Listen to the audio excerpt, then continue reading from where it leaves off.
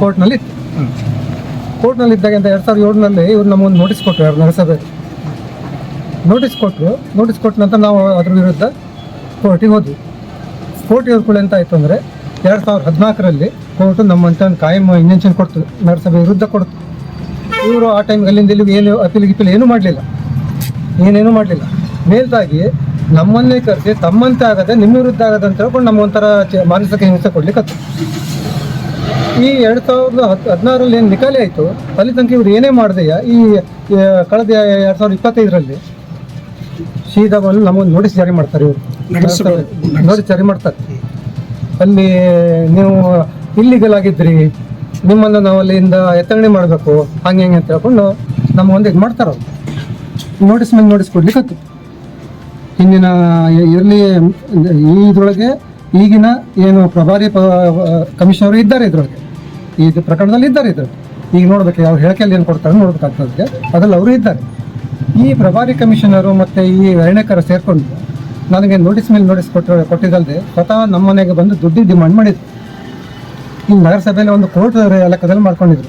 ತಾನು ಅರ್ಜಿದಾರ, ಕಮಿಷನರು, ನ್ಯಾಯಾಧೀಶರು, ಇಲ್ಲಿ ನಿಮಗೆ ನ್ಯಾಯ ಅಂತೂ ಸಿಗೋದಿಲ್ಲ, ನೀವು ಇದಕ್ಕೆಲ್ಲರೂ ನಿಮಗೇನಾದ್ರು ಒಂದು ಪರಿಹಾರ ಸಿಗಬೇಕು ಅಂತ ಹೇಳಿದ್ರೆ ನೀವು ನನಗೆ ಹಣ ಕೊಡಬೇಕು ಅಂಥೇಳಿ ಇದೇ ಅರಣ್ಯಕಾರ ಮತ್ತು ಗಣಪತಿ ನಾಯಕ್ ಸೇರ್ಕೊಂಡು ನಮ್ಮ ಮನೆಗೆ ಬಂದು ಡಿಮಾಂಡ್ ಮಾಡಿದ್ರು. ಯಾವಾಗ ಮಾಡಿ ಸರ್? ಇದು 4ನೇ ತಾರೀಕಿಗೆ ಮಾಡಿದ್ರು. ಸ್ವತಃ ಕಡೆ 8ನೇ ತಾರೀಕಿಗೆ ನಗರಸಭೆಗೆ ನಮ್ಗೆ ಕರೆಸ್ತಾರೆ. ಬೆಳಗ್ಗೆ 8:30 ಕರೆಸಿ ಏನು ಮಾಡಿದ್ರು ನಾವು ಹೇಳಿದ್ರು ಕೇಳ್ತಾರೆ. ಇಲ್ಲ ವಿಚಾರ ಕಡೆಗೆ ನಾವು ಕೇಳಿದ್ರಲ್ಲಿ ಈ ಹಣ ಎಷ್ಟು ಕೊಡಬೇಕು ಕೇಳಿದ್ರು.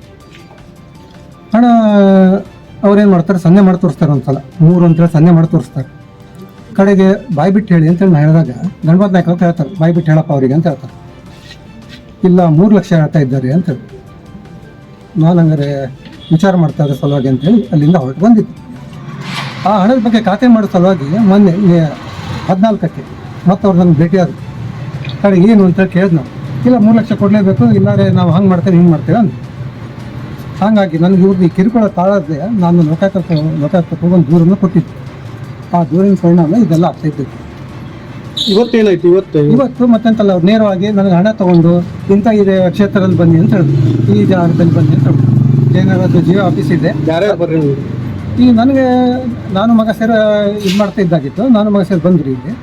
ಕಡೆಗೆ ಇದೇ ಯಾರು ಗಣಪನಾಯಕ್ ಫೋನ್ ಮಾಡಿ ಹೇಳ್ದ, ಗಣಕರವ್ರು ಹೇಳಿದ್ದಾರೆ ಸೀದಾ ಜಿಯೋ ಆಫೀಸ್ ಹತ್ರ ಬರ್ರಿ, ನಮ್ಮ ಗಾಡಿ ಅಲ್ಲೇ ನಿಂತ್ಕೊಂಡು ಅಲ್ಲೇ ತಂದು ಹಣ ಮುಟ್ಟಿಸ್ಬೇಕು ಅಂತ ಹೇಳಿದ್ರು.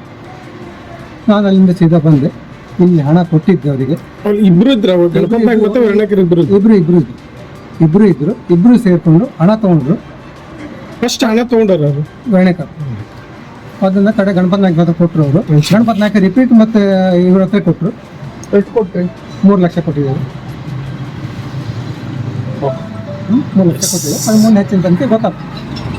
ನಿನ್ನೆ ಅಂದರೆ 15/7/2025 ಕರ್ನಾಟಕ ಲೋಕಾಯುಕ್ತ ಕಾರವಾರ ಠಾಣೆಯಲ್ಲಿ ಶ್ರೀ ರಮೇಶ್ ಎನ್ನುವರು ರಮೇಶ್ ಹೆಗ್ಡೆ ಒಂದು ಪ್ರಕರಣ ದಾಖಲಿಸುತ್ತಾರೆ. ಅಂದರೆ ಇಲ್ಲಿ ನಗರಸಭೆಯ ಕಂದಾಯ ಅಧಿಕಾರಿಯಾದ RM ವರ್ಣೇಕರ್ ಮತ್ತು ಗಣಪತಿ ನಾಯಕ ಹಾಲಿ ಮೆಂಬರ್ ಆಗಿದ್ದಾರೆ ನಗರಸಭೆಯಲ್ಲಿ. ಈ ಹಿಂದೆ ಅವರು ಅಧ್ಯಕ್ಷರಾಗಿದ್ದರು. ಇವರು ಸುಮಾರು 60 ವರ್ಷದಿಂದ ಸರ್ವೆ ನಂಬರ್ 73ರಲ್ಲಿ 6 ಗುಂಟೆ ಜಾಗೆಯಲ್ಲಿ ತಮ್ಮ ಮನೆ ಮತ್ತು ಜಾಗ ಇದೆ, ಅದರಲ್ಲಿ ವಾಸಿಸ್ತಾ ಇದ್ದಾರೆ. 1983ಯಲ್ಲಿ ಈ ಜಾಗವನ್ನು ಅಂದಿನ ಪ್ರೆಸಿಡೆಂಟ್ ಅಂದರೆ ನಗರಸಭೆಯ ಅಧ್ಯಕ್ಷರು 50 ವರ್ಷಕ್ಕೆ ಲೀಸಿಗೆ ಕೊಟ್ಟಿರ್ತಾರೆ. ಇವರು 1991-92 ಇದು ಮುನ್ಸಿಪಾಲ್ಟಿಯ ರಿಜಿಸ್ಟ್ರಲ್ಲಿ ಕೂಡ ಎಂಟ್ರಿ ಆಗಿರುತ್ತೆ ಲೀಸ್. ಆದರೆ ಹಠಾತ್ತಾಗಿ 2005ರಲ್ಲಿ ಒಂದು ನೋಟಿಸ್ ಕೊಡ್ತಾರೆ ನಗರಸಭೆಯಿಂದ, ಇದು ಜಾಗ ಮತ್ತು ಮನೆಯನ್ನು ಖಾಲಿ ಮಾಡಬೇಕಂತೇಳಿ. ಇವರು ಅದನ್ನು ಆ ಕುರಿತಂತೆ ಇದು ನಿಯಮಾವಳಿಗೆ ಬಾಹಿರ ಅಂತೇಳಿ ಇಲ್ಲಿ ಸೀನಿಯರ್ ಸಿವಿಲ್ ಕೋರ್ಟಲ್ಲಿ ಒಂದು OS 2/27 ಪ್ರಕಾರ ದಾಖಲಿಸ್ತಾರೆ. ಅವರು 2016ರಲ್ಲಿ ಇದಕ್ಕೆ ಒಂದು ಆದೇಶ ಮಾಡ್ತಾರೆ.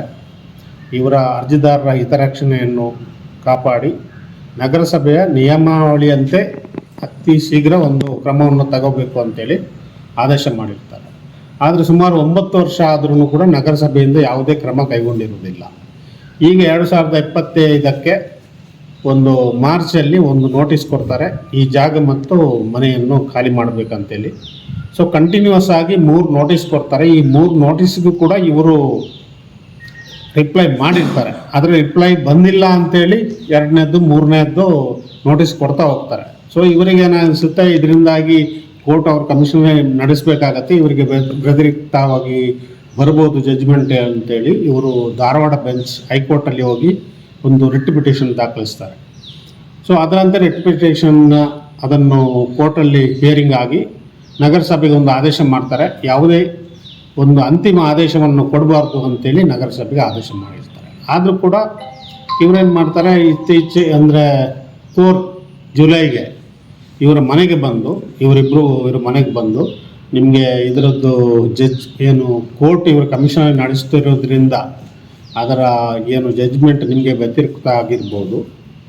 ಸೊ ಅದನ್ನು ನಿಮಗೆ ಯಾವುದೇ ಥರದ ನಗರಸಭೆಯಿಂದ ತೊಂದರೆ ಬರಬಾರ್ದು ಅಂತ ಹೇಳಿದರೆ ನೀವು ಹಣ ಕೊಡಬೇಕಾಗತ್ತೆ ಅಂತೇಳಿ ಲಂಚಕ್ಕೆ ಬೇಡಿಕೆ ಇರ್ತಾರೆ. ಸೊ ಅದರಂತೆ 8 ತಾರೀಕಿಗೆ ಪುನಃ ಅವರೇ ಕಾಲ್ ಮಾಡಿ ಆಫೀಸ್ಗೆ ಕರೀತಾರೆ. ಕರೆದು ನಮಗೆ 3 ಲಕ್ಷ ಕೊಡಬೇಕು, 3 ಲಕ್ಷ ಕೊಟ್ಟರೆ ನಿಮಗೆ ಯಾವುದೇ ನಗರಸಭೆಯಿಂದ ತೊಂದರೆ ಆಗಲ್ಲ ಅಂತೇಳಿ ಡಿಮಾಂಡ್ ಮಾಡ್ತಾರೆ. ಸೊ ಎಗೇನ್ 14ಕ್ಕೆ ಕೂಡ ಇವರು ಕನ್ಫರ್ಮ್ ಮಾಡ್ತಾರೆ. ಆವಾಗಲೂ ಕೂಡ ಹೇಳ್ತಾರೆ 3 ಲಕ್ಷ ಕೊಟ್ಟರೆ ಮಾತ್ರ ನಿಮಗೆ ಯಾವುದೇ ತೊಂದರೆ ಆಗಲ್ಲ ಮತ್ತು ನಾವು ತೊಂದರೆ ಮಾಡಲ್ಲ ಅಂತೇಳಿ. ಸೊ ಇವರಿಗೆ ಲಂಚ ಕೊಡೋಕ್ಕೆ ಇಷ್ಟ ಇಲ್ಲದ ಕಾರಣ ಇವರು ನಿನ್ನೆ ಬಂದು ನಮ್ಮಲ್ಲಿ ಒಂದು ಪ್ರಕರಣವನ್ನು ದಾಖಲಿಸಿದ್ದಾರೆ. ಇವತ್ತು APMC ಹೊರಗಡೆ ಅಂದರೆ ಅವರ ಯಾರು ಕಂಪ್ಲೇಂಟ್ ಏಜು ಇದ್ದಾರೆ VM ವರ್ಣೇಕರ್ ಅವರ ಕಾರಲ್ಲಿ ಹಣವನ್ನು ಗಣಪತಿ ನಾಯ್ಕ ಅವರ ಕಾರಲ್ಲಿ, ಅದೇ VM ಅಲ್ಲ,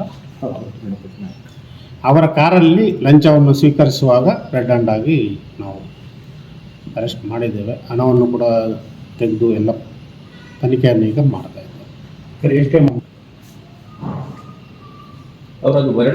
ತಗೊಂಡಿದ್ದಾರೆ, ತಗೊಂಡು ಗಣಪತಿ ನಾಯ್ಕ ಕೊಟ್ಟಿದ್ದಾರೆ. ಮತ್ತೆ ಯಾವ ಥರ ಹೆಸರು ಹೇಳಿದ್ದಾರೆ ಅವರು? ಇಲ್ಲ ಅಲ್ಲ, ಅವರು ಅಂದರೆ ಅವರು ಹೆಸರು ಬೇರೆಯವ್ರದ್ದು ಹೇಳಿಲ್ಲ. ಅಂದರೆ ಇದಕ್ಕೇನು ಕಮಿಷನ್ ಅವರು ಯಾರು ಕಮಿಷನರ್ ಇದ್ದಾರೆ ಅವರೇ ಇದರದ್ದು ಜಡ್ಜ್ಮೆಂಟ್ ಎಲ್ಲ ಕೊಡುವುದು ಅಂತೇಳಿ ಹೇಳಿದ್ದಾರೆ. ಈ ಮೊದಲೇ ಅದು ನಮ್ಮಲ್ಲಿ ಬಂದಿಲ್ಲ. ನೆಕ್ಸ್ಟ್ ಪ್ರೊಸೀಜರ್ ಏನು? ಕಂಪ್ಲೀಟ್ ಇದು ನಮ್ಮಲ್ಲಿ ಪ್ರೊಸೀಜರ್ ಇದೆ. ಈಗ ಮಾಜರೆಲ್ಲ ಆಗಿ ಕೋರ್ಟಿಗೆ ಪ್ರೊಡ್ಯೂಸ್ ಮಾಡ್ತೇವೆ. ಕಾರವಾರ ಸ್ಪೆಷಲ್ ಕೋರ್ಟ್ ಇರೋದು ಅಲ್ಲೇ ಇರೋದು.